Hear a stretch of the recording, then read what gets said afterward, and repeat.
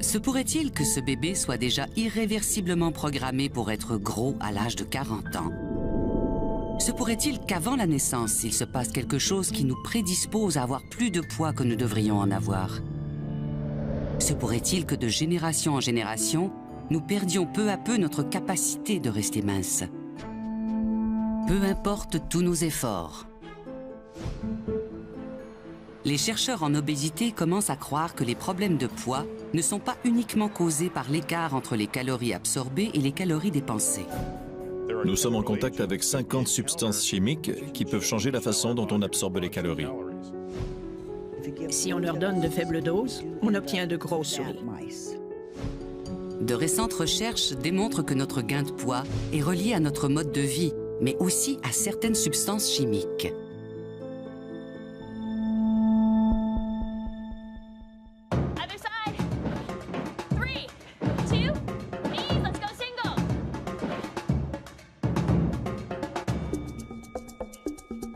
On fait de l'exercice et on suit des régimes avec beaucoup de détermination.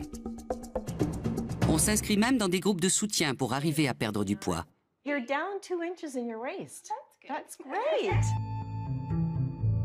Et pourtant, dans le monde occidental, 1 adulte sur 2 fait de l'embonpoint. Et 1 personne sur 6 est obèse. Les taux d'obésité ont presque doublé au cours des 30 dernières années. Et pas seulement en Amérique du Nord, où l'on mange beaucoup trop, mais dans tous les pays où les gens ont un mode de vie occidental.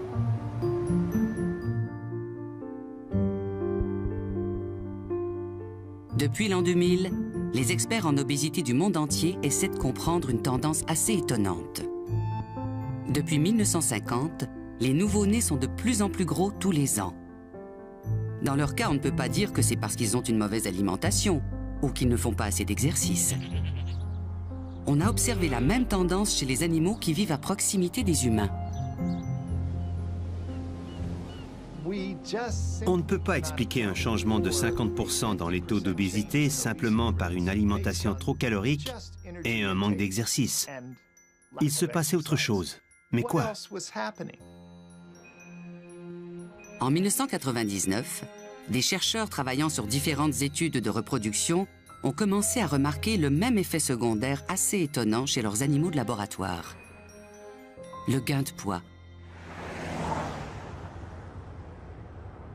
Cette observation les a propulsés vers une autre voie qui menait directement à une femme vivant dans une petite ville d'Écosse.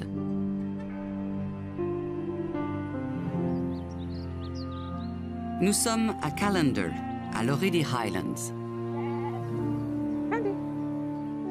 Paula Bailey Hamilton vit tout près de cette petite ville avec son mari et ses 4 enfants. Diplômée en médecine de l'université d'Oxford, cette spécialiste du métabolisme a entrepris en 1998 un projet de recherche personnelle assez remarquable. Après la naissance de mon 2e enfant, je n'arrivais pas à maigrir et j'en avais assez de porter les vêtements de mon mari, ses jeans et tout le bazar. J'ai essayé toutes sortes de régimes, mais je ne perdais pas de poids. La plupart des gens auraient fait de l'exercice. Paula Bailey Hamilton, elle, a fait de la recherche. J'ai lu un article portant sur les substances chimiques qui se trouvent dans notre environnement et qui ont des effets sur la flore et la faune. Elles agissent un peu comme de fausses hormones féminines. L'article portait sur les problèmes de reproduction, mais Paula Bailey Hamilton s'est tout de suite demandé s'il pouvait y avoir un lien entre ces substances chimiques de synthèse et son incapacité à perdre du poids. J'étais stupéfaite. J'étais une universitaire de haut niveau. J'étais médecin, je venais d'obtenir un doctorat de l'université d'Oxford et je n'avais jamais entendu parler de ces substances chimiques qui se trouvent dans notre environnement. Je trouvais ça incroyable qu'elles puissent causer des problèmes hormonaux. Je suis allée chercher un manuel dans ma bibliothèque pour voir si je pouvais trouver des passages traitant de l'effet des hormones féminines sur notre poids.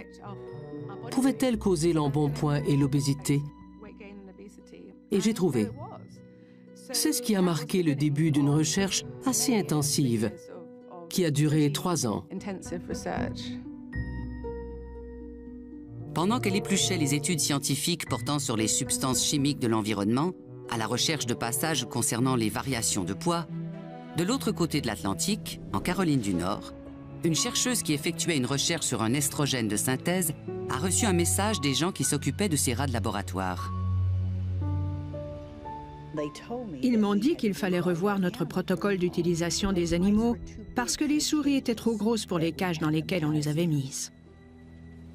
Retha Newbold étudiait les changements du système reproducteur causés par le DES, un estrogène de remplacement. Les souris auxquelles elle en avait donné avaient beaucoup grossi. Je ne remarquais pas les changements de masse corporelle parce que ma recherche portait sur l'appareil reproducteur. Dès que j'ai constaté le gain de poids, j'ai su que je devrais en tenir compte. À peu près au même moment, en Californie, un biologiste étudiait les effets du pesticide marin tributylétain sur la vie marine. Il a d'abord été largement utilisé dans la peinture anti-salissure pour prévenir la prolifération d'invertébrés marins sur les coques de bateaux. Bruce Blomberg a découvert que le tributylétain pouvait stimuler la croissance des cellules adipeuses dans une boîte de pétri. Il a ensuite reproduit l'expérience avec des grenouilles. On a donné du tributylétain à des grenouilles à un moment critique de leur développement et, à notre grand étonnement, leurs testicules se sont transformés en masse adipeuse. Le pesticide avait transformé une partie de l'appareil reproducteur en tissu adipeux.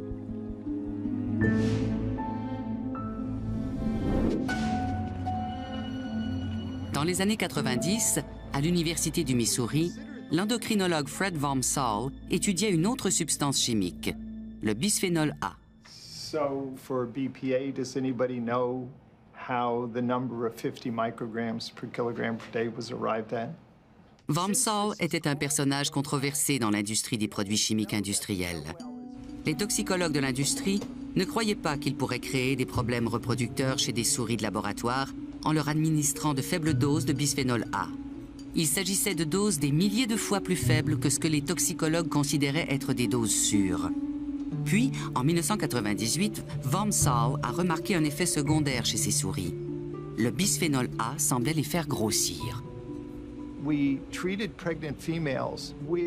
On a donné une dose de 2 microgrammes par kilogramme de poids corporel à des femelles enceintes. Et à la puberté, les animaux dont les mères avaient pris du bisphénol A étaient beaucoup plus gros que les animaux dont les mères n'en avaient pas pris. Encore des animaux de laboratoire qui avaient grossi. 3 chercheurs, 3 études différentes, et les 3 fois on a observé une prise de poids. Ça semblait très étrange puisque les études portaient sur des substances chimiques différentes. Mais elles avaient une chose en commun. Elles pouvaient toutes les 3 perturber les glandes qui libèrent des hormones dans le sang et qui constituent le système endocrinien. Ce système régit les fonctions de reproduction et de croissance. Les substances chimiques qui perturbent ce système sont des perturbateurs endocriniens. Ils peuvent berner les récepteurs qui croient alors être en présence d'hormones naturelles. Tous les chercheurs dont les animaux avaient grossi exploraient le lien que ces substances pouvaient avoir avec les cancers et les problèmes reproducteurs. En Écosse, Paula Bailey Hamilton explorait autre chose, l'embonpoint. J'ai fait des recherches sur les substances chimiques de l'environnement et j'ai cherché les articles universitaires qui en parlaient. J'ai dû en commander beaucoup avant de trouver les articles portant sur la substance chimique, ou plutôt le groupe de substances chimiques qui causent une prise de poids. C'étaient des articles absolument fabuleux. Elle avait remarqué que les chercheurs s'inquiétaient de la perte de poids dans leurs articles portant sur les produits toxiques pour l'environnement. Mais quand ils observaient une prise de poids, souvent ils n'en faisaient pas mention dans leurs conclusions. La perte de poids est un signe de toxicité, mais le gain de poids est considéré comme une bonne chose. Certains chercheurs s'excusaient même d'avoir découvert que la substance chimique qu'ils donnaient à leurs animaux leur faisait prendre du poids. Ils disaient qu'ils avaient essayé de produire un effet de toxicité entraînant une perte de poids, mais qu'ils n'avaient obtenu qu'un gain de poids. Ils ne comprenaient pas vraiment la portée de ces résultats. Mais moi, je me suis dit, Eureka! Chaque fois que je trouvais un nouveau groupe de substances chimiques qui causait une prise de poids chez les humains ou les animaux, je n'en revenais pas.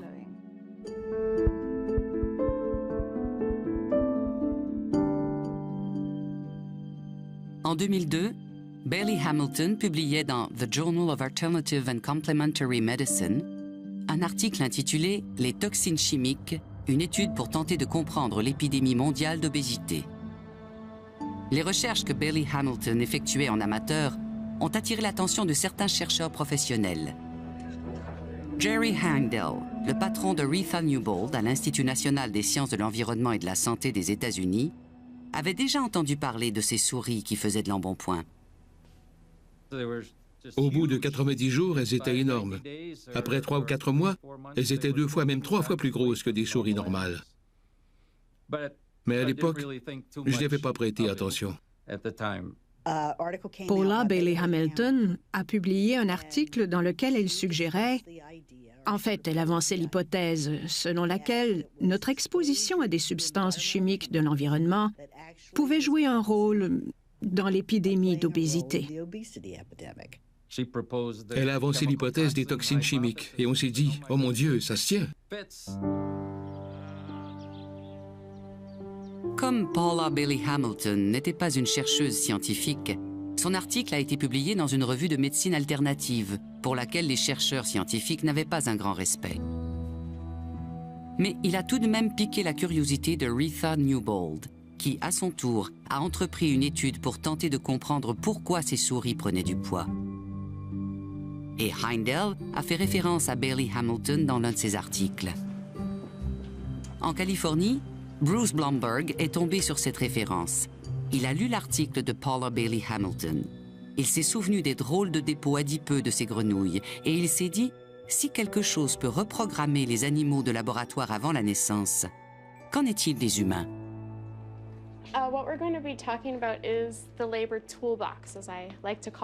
Au XXIe siècle, la plupart des couples sont conscients des dangers que constituent les substances chimiques pendant la grossesse. Je laisse les fenêtres ouvertes. Je n'utilise pas de produits d'entretien toxiques et j'évite les stations-service et les fumeurs. J'essaie de manger le plus possible de légumes et je les lave vraiment bien. Même si elles n'en connaissent pas le nom, ces femmes faisaient référence à un nouveau domaine de recherche, celui des origines fétales. Cette théorie est fondée sur l'hypothèse que certaines maladies humaines de l'âge adulte peuvent prendre leur source avant la naissance, dans le fœtus. Le docteur John Charles est l'un des plus grands experts mondiaux en recherche sur les origines fétales. On reconnaît qu'un tout petit changement dans le poids moyen à la naissance peut avoir des conséquences énormes sur les facteurs prédisposant au développement de maladies après la naissance. Selon cette théorie, des effets très légers sur le fœtus peuvent entraîner un faible poids à la naissance et même des maladies. Les premiers travaux portaient sur les maladies cardiovasculaires, les maladies du cœur. On a reconnu qu'il existait un lien entre un faible poids à la naissance et l'hypertension artérielle, les AVC, les décès dus à des cardiopathies, ainsi que l'obésité et le diabète de type 2.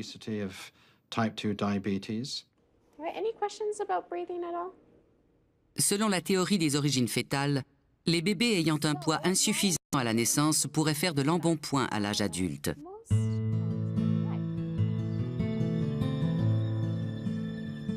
Grâce à ses premières études, Bruce Blomberg connaissait la théorie des origines fétales et les effets des substances chimiques sur le développement du fœtus. En 1996, j'ai entrepris des recherches sur les perturbateurs endocriniens. Ma femme était enceinte et à partir de ce moment-là, on a commencé à surveiller notre alimentation. Ma fille ne mange pratiquement que des aliments biologiques. On fait de notre mieux, mais on ne peut pas éviter complètement d'être exposé à des substances chimiques, puisqu'il y en a partout.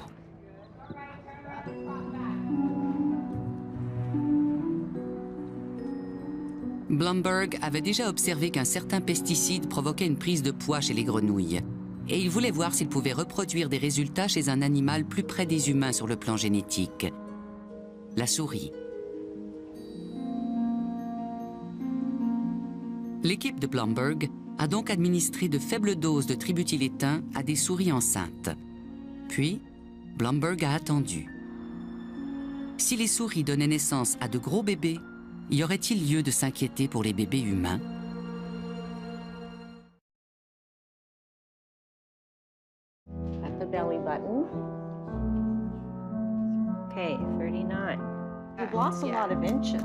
Je faisais de l'embonpoint quand j'étais petite, à l'adolescence, et j'en fais encore. J'ai toujours eu des problèmes de poids.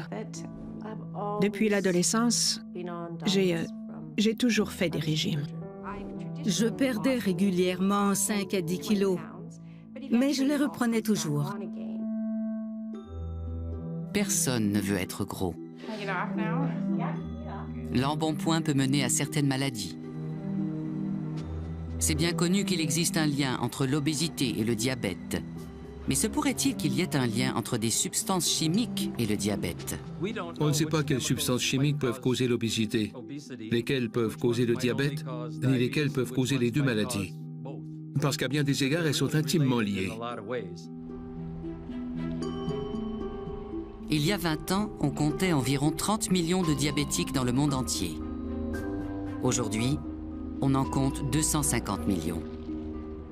Comme l'excès de poids peut aussi être une cause de cancer, dans les pays ayant le plus haut taux d'obésité au monde, les États-Unis, on estime que 14% des cancers chez les hommes et 20% chez les femmes sont causés par un excès de poids.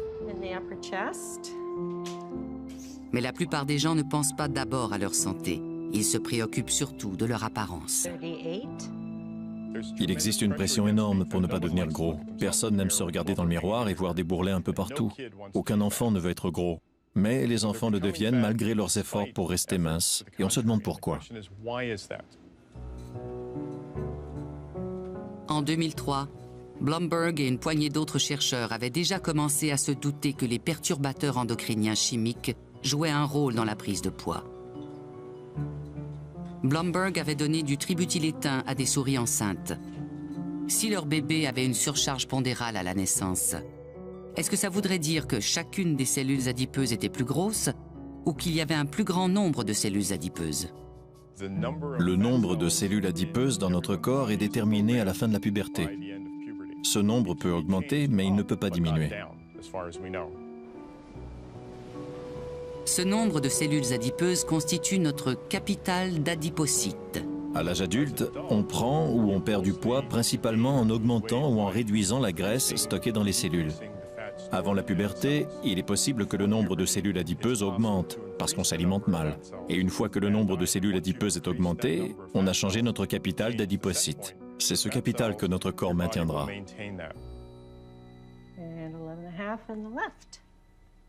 Donc, une fois la puberté terminée, il semble que plus rien ne puisse modifier le nombre de cellules adipeuses dans notre corps. La taille des cellules peut diminuer ou augmenter, mais il semble qu'on ne puisse plus en changer le nombre. Il existe un perturbateur endocrinien chimique qui pourrait modifier notre capital d'adipocytes, et c'est le bisphénol A, ou BPA, qui entre dans la composition de beaucoup de produits en plastique. Tout comme l'Union européenne, le gouvernement du Canada a interdit l'utilisation du BPA dans la fabrication des biberons. Et Santé Canada l'a classé parmi les substances toxiques. Mais on trouve encore du BPA dans beaucoup d'articles de maison.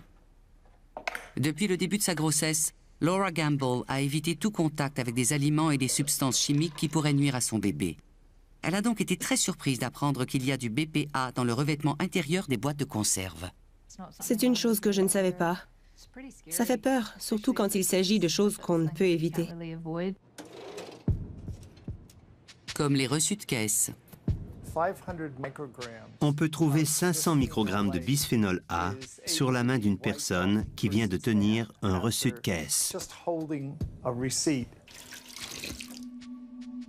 Bien que le BPA ne reste que 6 heures dans l'organisme, en tout temps, il y a une minuscule quantité de bisphénol A qui circule dans le sang de 90% des Nord-Américains. C'est la plus répandue de toutes les substances chimiques qui peuvent perturber le système endocrinien. Au cours de ses premières études, Vomsal a donné à des souris des doses de BPA équivalentes à la quantité qu'une personne risque d'absorber quotidiennement, 2 microgrammes par kilogramme de poids corporel par jour. Avant ces études, la dose la plus faible était de 50 000 microgrammes par kilogramme par jour. On fait extrêmement peur à la communauté réglementaire qui avait établi que la dose de 50 000 microgrammes était sûre et était de beaucoup supérieure à celle qu'on utilisait dans nos études. Wamsall et Blomberg s'inquiètent tous deux de ce qu'ils considèrent être une faille critique dans le domaine de la toxicologie traditionnelle. Pendant leur formation, les toxicologues apprennent à administrer une substance chimique à des animaux selon une dose qui tue la plupart des animaux. Puis, ils réduisent la dose pour trouver une dose qui ne tue que la moitié des animaux. C'est la dose létale 50 ou DL50. Et ils continuent de réduire la dose jusqu'à ce qu'ils trouvent une dose qui ne tue aucun animal et même qui ne produit aucun effet visible. Pour plus de sécurité, l'industrie réduit encore jusqu'à 1000 fois la dose avant de commercialiser la substance chimique. C'est un processus descendant. On a abordé la question en tant qu'endocrinologue, en commençant avec la plus petite dose et en l'augmentant jusqu'à ce qu'on trouve la dose qui produit un effet. Et on a obtenu une dose des dizaines de milliers de fois plus faible que ce que les toxicologues avaient jamais obtenu. Mais comment des quantités infiniment petites de substances chimiques peuvent-elles déclencher des problèmes de santé comme l'obésité et le diabète, alors que des doses beaucoup plus fortes n'ont aucun effet? C'est comme si on disait qu'une goutte de poison peut nous tuer, mais que 10 gouttes ne nous feront aucun effet. Ça n'a pas de sens. Mais ça en avait pour Blomberg, Wamsall et d'autres endocrinologues.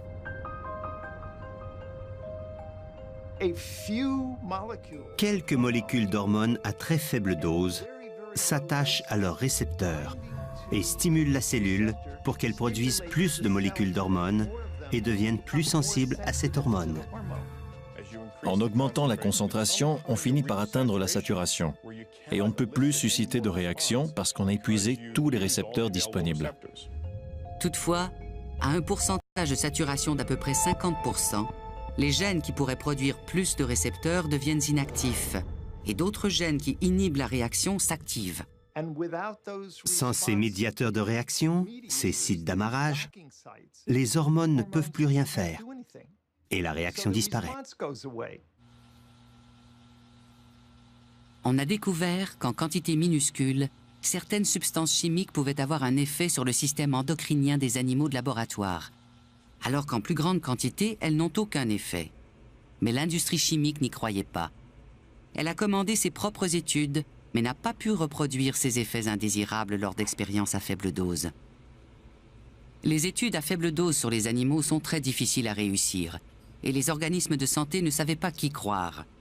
Comme on ne peut pas tester sur les humains des substances chimiques qui pourraient être toxiques, les organismes étaient coincés et devaient attendre les résultats des études sur les populations humaines qui montreraient un lien entre les substances chimiques présentes dans le sang et la maladie. Il faut des années pour réaliser de telles études. En Écosse, Paula Bailey Hamilton ne se souciait pas des protocoles scientifiques. L'année où son article a été publié, elle avait déjà écrit 2 livres dans lesquels elle faisait des mises en garde concernant les effets engraissants des perturbateurs endocriniens. Je voulais tout rassembler dans un seul livre, très bien documenté, que tout le monde, même les gens qui ne sont pas des universitaires, pourraient lire et comprendre. Ainsi, ils auraient la possibilité de changer des choses dans leur vie. Dans ses livres, Paula Bailey Hamilton recommandait de débarrasser l'organisme et la maison d'un grand nombre de substances chimiques d'usage courant. Mais elle était très en avance sur la science. Ce n'est qu'un an plus tard que Wamsall a ajouté la prise de poids à sa liste des effets probables du BPA. Et ce n'est que 2 ans plus tard, en 2004, que Newbold a pu observer les résultats de son étude portant sur l'obésité chez les souris à qui elle avait donné de l'estrogène. À la puberté, elles avaient toutes un surplus de poids. Certaines substances donnaient des souris assez petites à la naissance et qui devenaient toutes obèses plus tard. Mais quand j'ai recommencé, en variant les doses, j'ai obtenu des souris qui avaient le même poids que les autres à la naissance, et même ces souris de même poids à la naissance finissaient toutes par devenir plus grosses. Et en 2005, Blomberg avait les résultats de son étude sur des souris. Les animaux étaient plus gros à la naissance et ils sont devenus encore plus gros plus tard dans la vie. C'étaient des souris qui pouvaient faire de l'exercice de façon normale et qui mangeaient les mêmes aliments en même quantité que les souris qui n'avaient pas été exposées. Et ces souris deviennent de 10 à 15% plus grosses à l'âge adulte. Les résultats de l'étude de Blomberg étaient assez concluants pour qu'il décide que les substances telles que le tributylétain méritaient d'avoir leur propre appellation. Et il en a choisi une qui en dit long. Les substances obésogènes. Jusqu'à ce moment-là, tout le monde le disait, tous les médecins, ou du moins mon médecin le disait, on devient gros parce qu'on mange trop, et il n'y a pas d'autre cause. Cette étude a montré que certaines substances chimiques avec lesquelles on est en contact peuvent modifier la façon dont notre corps absorbe les calories. Mais se peut-il que de minuscules quantités de substances obésogènes aient le même effet sur des populations entières? Il n'y avait qu'une seule façon de le découvrir. Il fallait mesurer des populations entières. Ces études portant sur des centaines de milliers de personnes dans le monde entier sont actuellement en cours. En attendant, les chercheurs de laboratoire élargissent constamment leurs horizons en ce qui concerne la recherche de substances chimiques problématiques. Et une autre chercheuse tente de cerner les propriétés engraissantes d'une substance naturelle très répandue.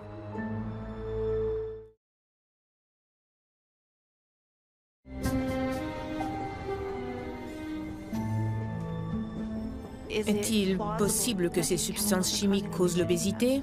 Absolument. Est-ce démontré sans équivoque? Non. Alison Holloway est en route pour Montréal, où elle doit prendre part à une rencontre réunissant les plus grands toxicologues canadiens. Il sera question du lien entre les substances chimiques de l'environnement introduites dans l'utérus pendant la grossesse et les maladies développées plus tard dans la vie. Holloway s'intéresse surtout au lien entre les perturbateurs endocriniens et l'obésité. Mais la substance chimique qu'elle étudie n'est pas synthétique. And I know a lot of people that I know who smoke, they said, you know, I didn't want to smoke while I was pregnant because it sucked. Right. And I felt sick. And the minute that baby was born, they were like, back up again. So. Le perturbateur endocrinien d'Holloway est la nicotine. Au début de mes recherches dans ce domaine en 2004, des études épidémiologiques laissaient entendre que les bébés nés de mères fumeuses risquaient davantage de devenir obèses. Il est bien connu que les femmes qui fument pendant la grossesse ont des bébés de faible poids. Mais selon la théorie des origines fétales, à cause d'un phénomène de rattrapage, ces enfants pourraient faire de l'embonpoint plus tard dans la vie. Si on associe le tabagisme pendant la grossesse à un faible poids à la naissance, on devrait aussi pouvoir l'associer à un risque plus élevé d'hypertension, de diabète et d'obésité. À l'université McMaster, Holloway fait des tests sur des rats. On leur donne 1 mg de nicotine par kilo de poids corporel par jour, en injection, ce qui produit des taux de cotinine, le principal métabolite de la nicotine dans le sang du rat, qui correspondent aux taux observés chez des fumeurs modérés. Les rats sont plus gros, et ils le sont aussi dans les autres laboratoires où l'on fait des tests avec la nicotine. On a produit des données qui démontrent que la nicotine agit directement sur les cellules bêta, qui sécrètent l'insuline dans le pancréas. Ce qui perturbe le système endocrinien. Si l'hypothèse des substances obésogènes se vérifie, il se pourrait que la nicotine figure dans la liste des substances coupables. Il y a environ 20 substances chimiques que l'on croit être obésogènes. On peut les trouver dans des centaines de produits d'usage courant, allant des boîtiers d'appareils électroniques, aux cols dentaires et aux produits d'entretien, sans oublier les herbicides, les pages couvertures des magazines, les produits capillaires, les tapis et les cafetières. Hi, Tina. Hi, how are you? I'm good. Ces substances chimiques sont mesurées dans les liquides corporels de volontaires et de leurs enfants dans le cadre de larges études effectuées dans le monde entier. Since visit 1, have you had any mercury silver dental fillings replaced? No. Les chercheurs suivent ensuite l'état de santé des participants pendant de nombreuses années. C'est la seule façon sûre de découvrir les effets sur les êtres humains. Have you ever been exposed to coal products from hot asphalt or tar roofing material? No. Okay, and how frequently? Tina Iacobucci est l'une des 2000 femmes qui participent à une étude canadienne portant sur les substances chimiques de l'environnement et les effets qu'elles peuvent avoir sur les nouveau-nés. Je fais tout ce que je peux pour ne pas m'exposer à des produits toxiques pour l'environnement. Mais je sens qu'on ne peut pas faire autrement qu'être en contact avec certains produits. Et je voulais savoir à quoi j'étais exposée.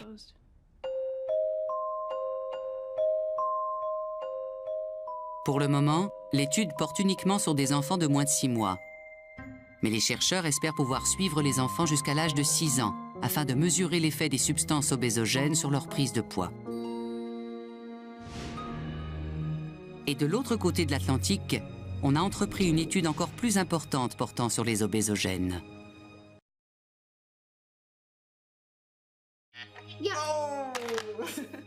Je ne connaissais rien aux problèmes d'obésité ni à leur lien avec les substances chimiques quand Diana est née. C'était il y a 4 ans. Juliette Legler élève ses 2 enfants dans la petite ville d'Apeldoorn, à 1 heure d'Amsterdam.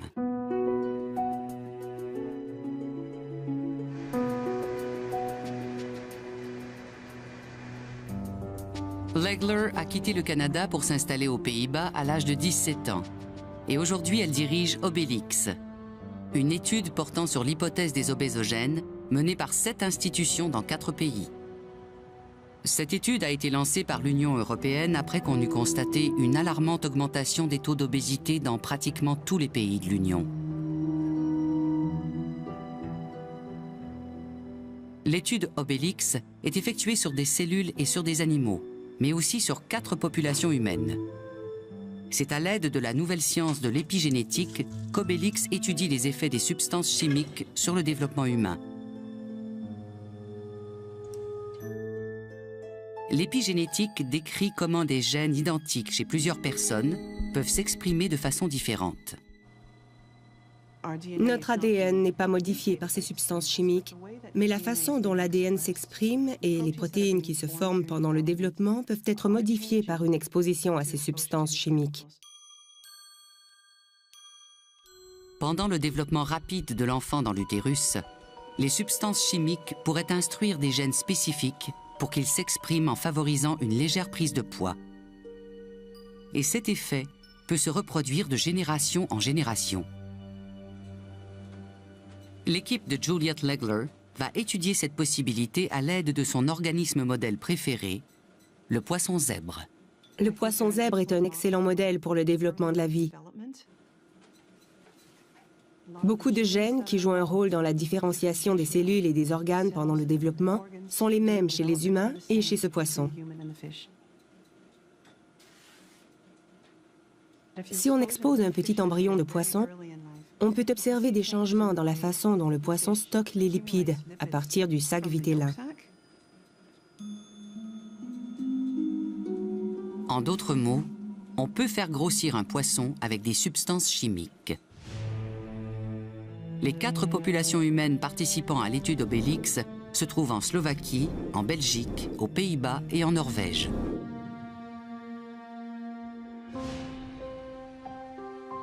On connaît depuis longtemps les saines habitudes de vie des Norvégiens. Et pourtant, aujourd'hui en Norvège, 46% des adultes font de l'embonpoint. Je me souviens très bien de la première fois que j'ai vu une personne vraiment grosse. J'étais à New York avec mon père et on montait dans l'Empire State Building. Quand j'ai vu une personne vraiment énorme, je n'aurais jamais pu imaginer qu'un être humain puisse devenir aussi gros. Et aujourd'hui, on voit des gros partout. Merete Eggesbo est une épidémiologiste norvégienne qui participe à l'étude Obélix. Elle étudie les effets des substances chimiques sur la croissance et le développement humain après la naissance. Eggesbo mesure la quantité de substances chimiques de l'environnement dans le lait maternel. Puis, elle observe la croissance des enfants qui boivent ce lait, dans le but de détecter la moindre anomalie de développement. Elle s'intéresse surtout aux dioxines, que l'on croit être obésogènes. Les dioxines ont une longue durée de vie et elles sont stockées dans la graisse des poissons. Les Norvégiens mangent beaucoup de poissons et on trouve des dioxines dans le lait maternel. Pour mesurer les taux de dioxines, il faut avoir beaucoup de lait parce qu'elles sont présentes à de très faibles concentrations. On a demandé 200 ml de lait aux mères.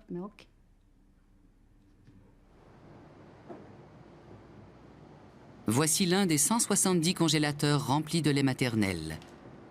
Eggesbo espère avoir 3000 couples mère-enfant dans le groupe qu'elle étudie.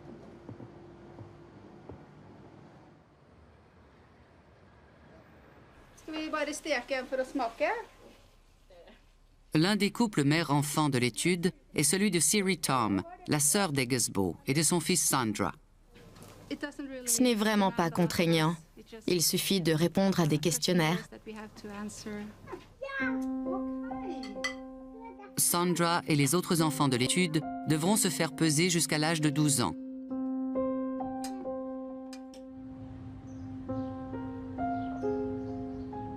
Eggesbo a elle-même 3 enfants et la plus jeune vit toujours à la maison.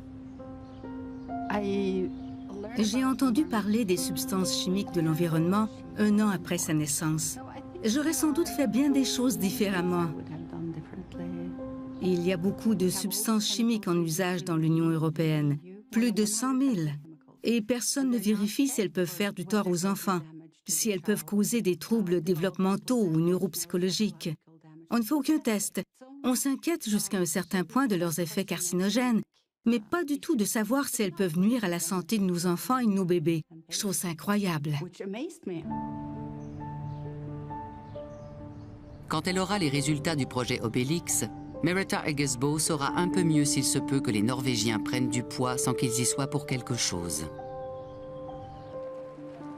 À mon avis, on a toujours réduit le problème de l'obésité de façon simpliste au rapport entre les calories absorbées et les calories dépensées. C'est beaucoup plus complexe. Mais les experts ne manquent pas de souligner que les problèmes d'obésité sont en grande partie causés par une alimentation trop calorique et un manque d'exercice.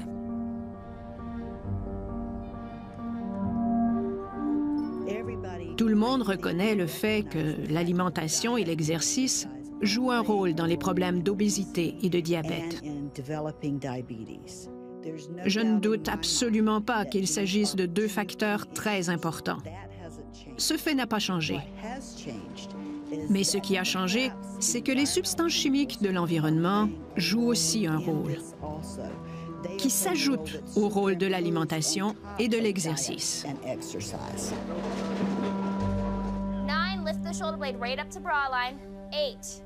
L'exercice et l'alimentation ont toujours leur importance, et peut-être encore plus aujourd'hui. Des études ont montré que les animaux soumis à un régime riche en lipides et à de faibles doses de substances obésogènes prenaient plus de poids et risquaient davantage de devenir diabétiques que les animaux à qui on donnait seulement le régime riche en lipides ou seulement les substances obésogènes. En d'autres mots, les substances chimiques peuvent multiplier les effets d'une mauvaise alimentation. L'un des aspects fondamentaux du rôle que jouent les substances chimiques sur ces maladies est qu'elles interagissent avec tous les autres éléments des habitudes de vie de la personne. Blomberg croit même que les substances chimiques pourraient avoir d'autres effets sur nous à l'âge adulte, tout comme pendant notre développement. Nos cellules adipeuses pourraient être programmées de façon à se remplir plus que d'ordinaire. Et les substances chimiques pourraient retarder la sensation de satiété. Chez les mammifères, l'appétit et la satiété sont contrôlés par des hormones. Et en principe, il est fort possible qu'une substance chimique puisse accroître ou réduire l'appétit. Après 8 années passées à amasser des preuves sur l'existence des substances obésogènes, Jerry Heindel a invité les plus grands experts du domaine en Caroline du Nord à la toute première rencontre internationale. Juliette Legler est venue des Pays-Bas. Retha Newbold est arrivée. Alison Holloway arrive de Hamilton. Et Bruce Blomberg, présent lui aussi, a une nouvelle raison de s'inquiéter. Il croit avoir trouvé une nouvelle substance obésogène et elle est très répandue.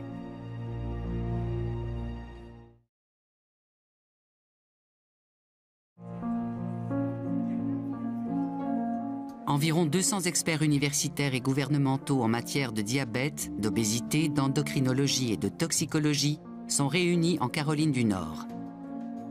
Ils vont discuter de l'urgente nécessité d'effectuer des expériences portant sur les substances obésogènes. Une substance chimique les inquiète tout particulièrement, et c'est la substance de remplacement préférée de l'industrie pour le BPA. Comme les gens exigent des produits sans BPA, on l'a remplacé par le bisphénol S. Mais le problème, c'est que le BPS et le BPA sont tous deux des substances chimiques estrogéniques. On n'a aucune raison de croire que le bisphénol S sera beaucoup plus sûr que le bisphénol A.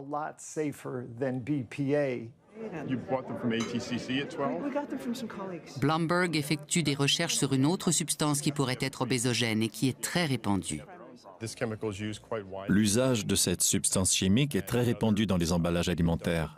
Elle transforme les cellules souches en cellules adipeuses, mais on ne sait pas de quelle façon. Pour faire en sorte qu'on arrête de tester après leur commercialisation les substances chimiques qui pourraient être nocives, Blomberg participe à l'élaboration d'un processus de certification des produits chimiques industriels. Et les organismes scientifiques travaillent à l'élaboration d'un nouveau protocole d'essai révolutionnaire. Il inclut l'usage de robots capables d'analyser des milliers de réactions chimiques en une journée. On pourra donc tester les nouvelles substances chimiques très rapidement, très tôt, et selon une très large gamme de doses, pour faire en sorte que de nouveaux perturbateurs endocriniens n'apparaissent pas dans nos vies. Mais en attendant, quelles sont les meilleures précautions à prendre? On recommande aux femmes enceintes d'avoir une saine alimentation et d'éviter le plus possible d'entrer en contact avec des substances chimiques, afin que la prochaine génération n'ait pas à subir les mêmes problèmes. Et peut-être qu'on arrivera à enrayer l'épidémie d'obésité.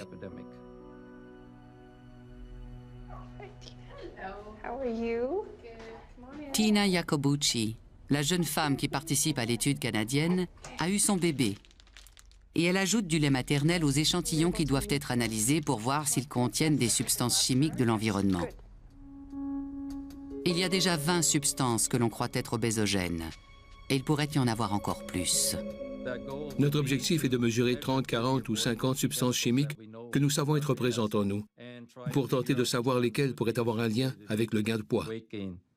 Oh, that's not fair, is it? Mom, the nose is wet. The nose is wet? Well, that's a sign of a healthy dog.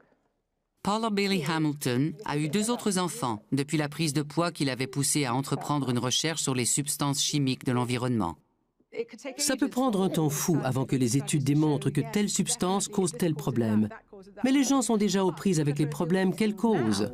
AKT2 is the one in liver and fat. Beaucoup de chercheurs croient qu'il est temps d'appliquer le principe de précaution.